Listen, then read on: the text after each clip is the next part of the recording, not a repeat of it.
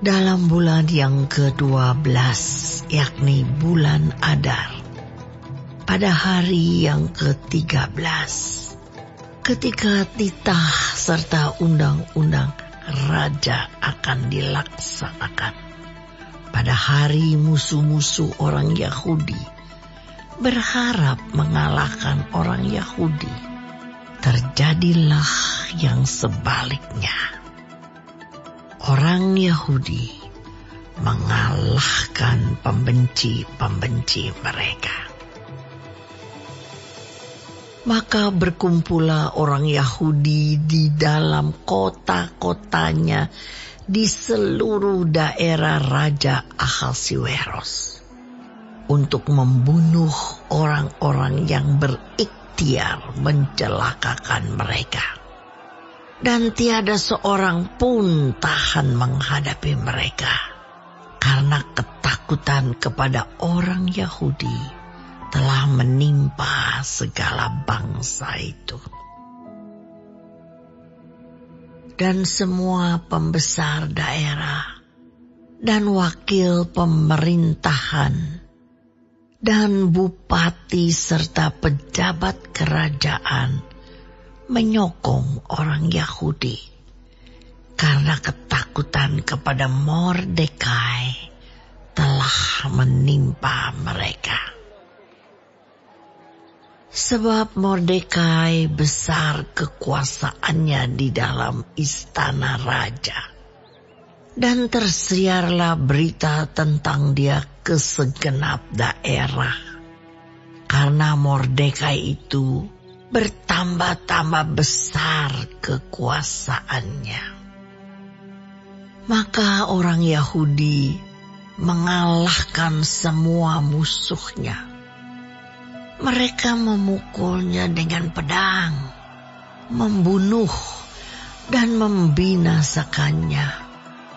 Mereka berbuat sekehendak hatinya terhadap pembenci-pembenci mereka. Di dalam benteng Susan saja, orang Yahudi membunuh dan membinasakan 500 orang. Juga Parsandata, Dalfon, Aspata, Porata, Adalia, Aridata, Parmasta, Arisai, Aridai, dan Waizata, ke-10 anak laki-laki Haman bin Hamedata, seteru orang Yahudi, dibunuh oleh mereka. Tetapi kepada barang rampasan tidaklah mereka mengulurkan tangan.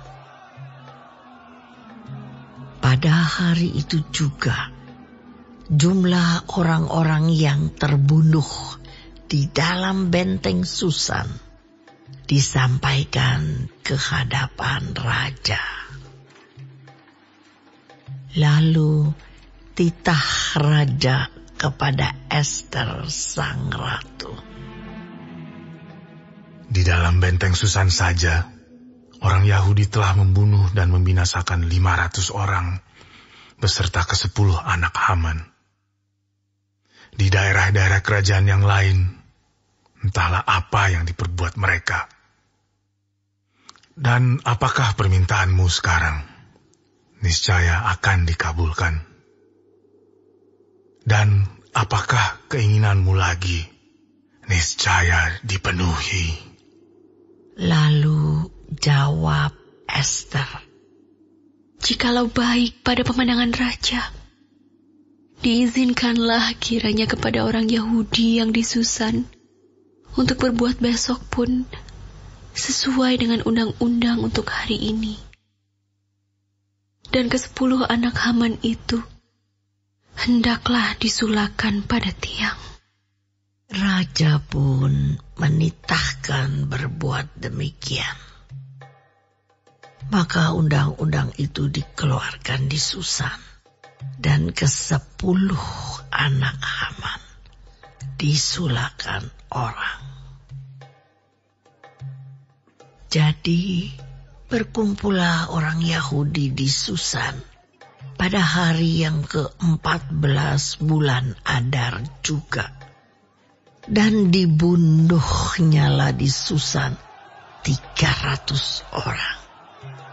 Tetapi kepada barang rampasan tidaklah mereka mengulurkan tangan. Orang Yahudi yang lain yang ada di dalam daerah kerajaan berkumpul dan mempertahankan nyawanya serta mendapat keamanan terhadap musuhnya. Mereka membunuh 75.000 orang di antara pembenci-pembenci mereka. Tetapi kepada barang rampasan tidaklah mereka mengulurkan tangan. Hal itu terjadi pada hari yang ke-13 dalam bulan Adar. Pada hari yang ke-14 berhentilah mereka, dan hari itu dijadikan mereka hari perjamuan dan sukacita. Akan tetapi orang Yahudi yang di Susan berkumpul, baik pada hari yang ke-13, baik pada hari yang ke-14 dalam bulan itu. Lalu berhentilah mereka pada hari yang ke-15. Dan hari itu dijadikan mereka hari perjamuan dan sukacita. Oleh sebab itu, orang Yahudi yang di pedusunan, yakni yang diam di perkampungan, merayakan hari yang ke-14 bulan Adar itu sebagai hari sukacita dan hari perjamuan, dan sebagai hari gembira untuk antar mengantar makanan.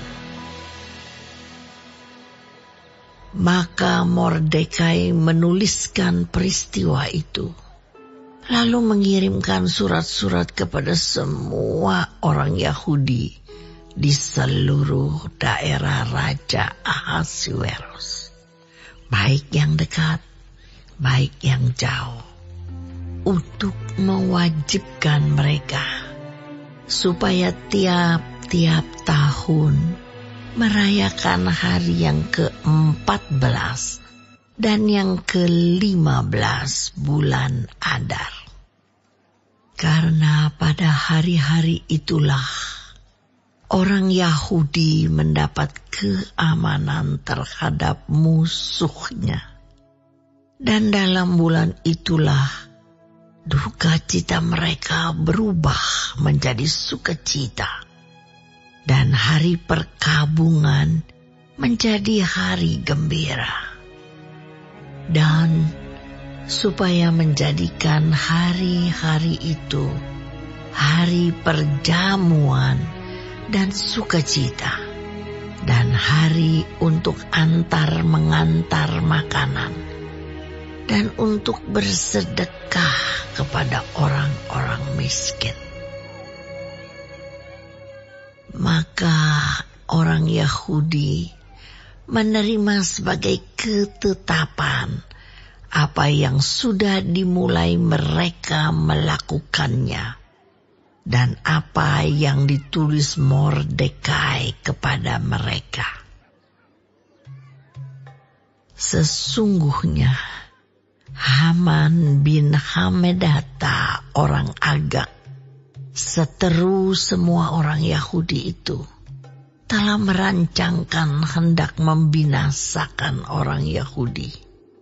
Dan ia pun telah membuang pur, yakni undi, untuk menghancurkan dan membinasakan mereka. Akan tetapi, Ketika hal itu disampaikan di hadapan raja, maka dititahkannyalah dengan surat, supaya rancangan jahat yang dibuat Haman terhadap orang Yahudi itu dibalikkan ke atas kepalanya. Maka Haman beserta anak-anaknya disulakan pada tiang. Oleh sebab itulah hari-hari itu disebut Purim, menurut kata pur. Oleh sebab itu jugalah, yakni karena seluruh isi surat itu, dan karena apa yang dilihat mereka mengenai hal itu, dan apa yang dialami mereka, orang Yahudi menerima sebagai kewajiban dan sebagai ketetapan bagi dirinya sendiri dan keturunannya, dan bagi sekalian orang yang akan bergabung dengan mereka, bahwa mereka tidak akan melampaui merayakan kedua hari itu tiap-tiap tahun, menurut yang dituliskan tentang itu, dan pada waktu yang ditentukan, dan bahwa hari-hari itu akan diperingati